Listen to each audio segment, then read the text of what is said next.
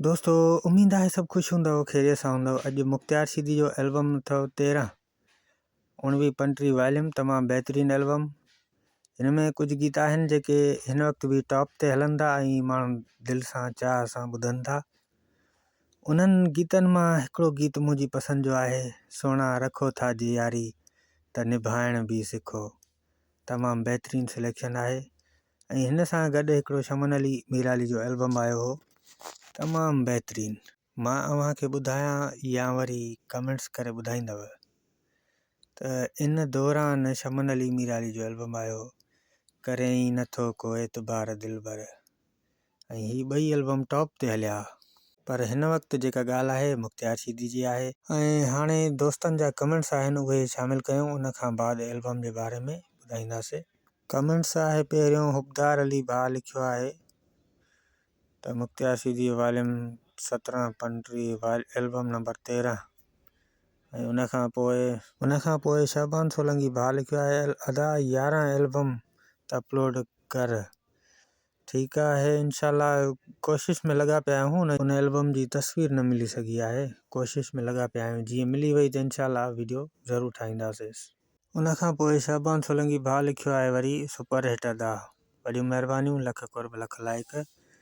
ऐं दोस्तनि खे ॿुधायूं त हीअ रिलीज़ इंफॉर्मेशन वीडियो आहिनि ऐं हिन में असां को बि गीत शामिलु न कयो आहे। असां अव्हांखे इहो ॿुधाईंदासीं त एल्बम कहिड़े साल में आयल आहे ऐं हिन में कहिड़ा कहिड़ा गीत आहिनि, कहिड़नि शाइरनि जा गीत आहिनि ऐं हिन में कहिड़ा गीत सुठा आहिनि, उन दौर में घणो हलिया।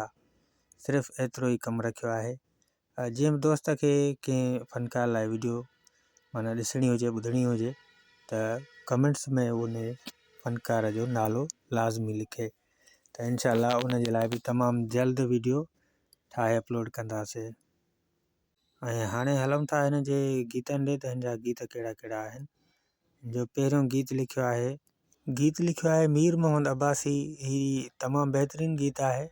हिन वक़्तु माण्हू दिलि सां ॿुधनि था, कहिड़ियूं चङायूं कयूं थी जो तोखे दिलि ॾियां। उनखां पोइ आहे सुपर हिट गीत आहे खोसो साहब जो, सोना रखो था जे यारी त निभाइण बि सिखो। तमामु बहितरीनु आहे। ही बि अॼुकल्ह तमामु घणो माण्हू ॿुधनि था दिलि सां। उनखां पोइ ज़ुल्फ़कार मंगी जी शाइरी आहे, गीत जा बोल लिखिया अथई जेकी इल्ज़ाम ॾियणा थी ॾे। उनखां पोइ तारिक साहब जो कलाम आहे, गीत जा बोल लिखिया अथई मां बि घुरां थो दुआ।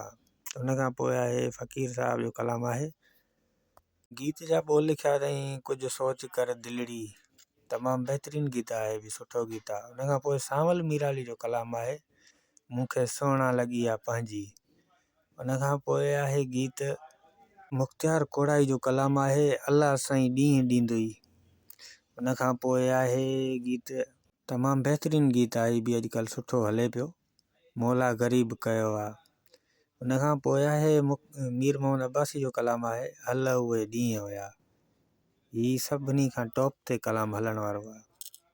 उनखां पोइ आख़िरी गीत आहे तुंहिंजी सुस्ती सां, आख़िरी गीत आहे। ऐं वीडियो कंप्लीट थी चुको आहे। अव्हांखे वीडियो कीअं लॻो कमेंट सेक्शन में ज़रूरु ॿुधाईंदा ऐं पंहिंजी क़ीमती राय ज़रूरु ॾींदा कयो त काई ग़लती कुझु बि कयो हुजे, का अहिड़ी ॻाल्हि करे वियो हुजां उहा ग़लति हुजे, कमेंट्स में ज़रूरु ॿुधाईंदा कयो त उन शइ खे तस्लीम कयूं असां ऐं उहा अॻिते लाइ न थिए।